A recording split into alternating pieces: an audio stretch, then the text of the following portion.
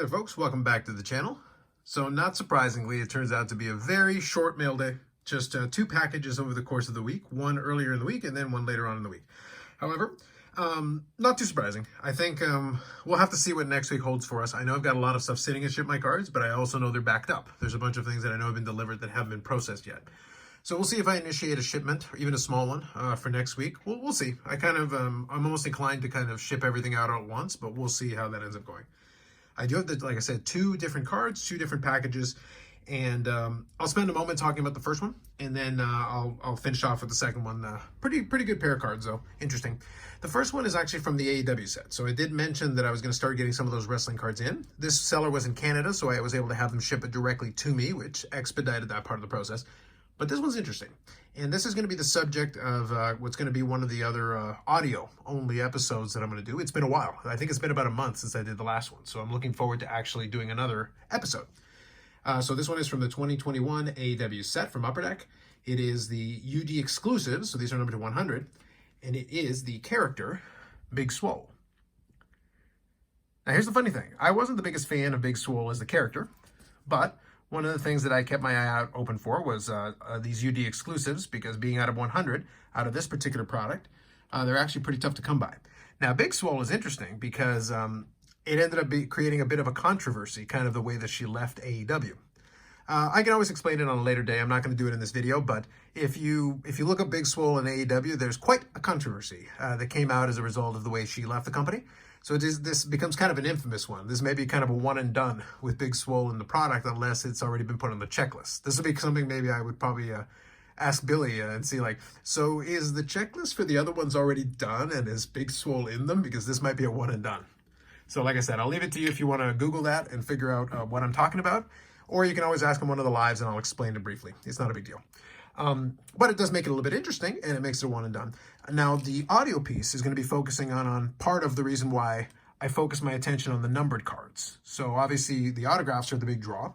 And one of the things that I noted, and I talked about it when I was talking to Billy about it as well, is that if you went and looked at the spec sheet, you'd find out obviously the autographs are 1 in 4 boxes, which makes them a little tougher to come by, which meant they were going to be more expensive. So I haven't tried to collect any of those. I'd love to, but right now the pricing is in line with what you'd expect. But the numbered cards are also really difficult to come by. So in all honesty, I was quite happy. I've tried to collect a couple of these different. I'm not going to try to build a set, but I try to grab some UD exclusives out of the 100s where I can, and I was able to pick up some good ones, and then some other kind of, second tier and third tier characters. But still, it's nice to have a little stack of them. It's kind of fun, especially for a first inaugural edition. It's going to be just interesting to hang on to those for a while. And then I was also looking at the numbered parallels of some of the inserts. So I'll reveal more as I start getting those cards in, and I'll talk through it. But I did want to talk through the process of it, and that's where the audio piece will come in. So that's how we're going to do that. Second card here is another addition to the Soto collection. A really cool one, fun. This is from 2020 Contenders Optic Baseball. And this is basically their case hit. So it's called Gold Rush. So I did show that off on the Instagram today that I'm recording. So I'm recording on the Friday. You'll be seeing this on the Saturday. And it is a cool looking card. I do enjoy it. This is not the only year of Gold Rush. I believe they've got one in 2021 as well. So, but I just thought it was a cool looking card with the big Soto in there and kind of the dual shots, with the big picture in the background and then the action shot in the foreground. Got a little refractor shine, kind of a rainbow foil thing going on. Very cool. These are not numbered, but they are, like I said, case hits. Now, being that it's Panini, you just don't know like how many of these they actually made. But I was able to get this for the fair going rate. I'm pretty happy with basically the price I paid for that. And another good fun addition to the Soto collection. Stuff like that is always fun for me, and you guys know how I do like my my unlicensed Sotos, because I do still feel like they're best bang for your buck if you do want to collect.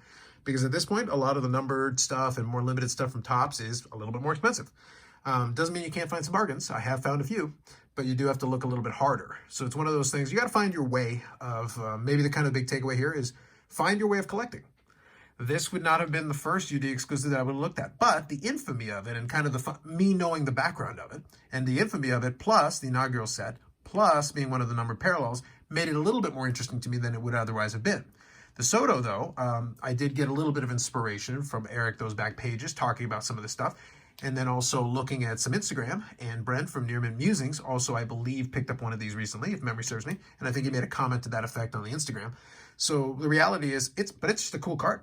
Like, I just like it as general as a card, and the fact that it's just on its own, a case hit kind of insert, and it wasn't crazy pricing wise. I do try to find some of those here and there where I can, but there's a bunch of different ones, and it gives just another way of collecting, and gives you a way of enjoying yourself otherwise. Like as is my way. If you notice though, this might be the first on my channel in a very long time, by the way. This might be the first pickup video that I've done, probably in a year, that didn't include a single Medano card. So there are some in that ship my cards order. So if I do get that initiated, it'll be. So no update to the Medano count. I don't keep track of how many Sotos I have. I am being picky in the ones that I pick up. So stuff like this I think is pretty cool. But otherwise, fun pickup video, even though, again, it was a little bit shorter because only 2 cards to show. But I'll hopefully have more coming up in the coming weeks. Otherwise, more videos coming up on the channel. Live streams Friday, 9 p.m. Eastern time. Come around, hang out, and, we can chat about whatever's going on. I do kind of have a couple of themes that I've got in mind, so I may start incorporating some of that. The content guys have been very kind at the beginning of the year, so they've kind of given us the topics, but I think I'll come up with a couple of themes myself. I've got some ideas, so we'll definitely see if I can incorporate some of that into the channel. In that vein, though, if you do have any suggestions, anything that you'd like us to address or discuss that maybe we haven't done, or maybe we can do it in more depth, I can always reach out to some folks and see if I can bring in some folks to kind of speak to certain pieces as well. And obviously, we'll give our opinions as we always do.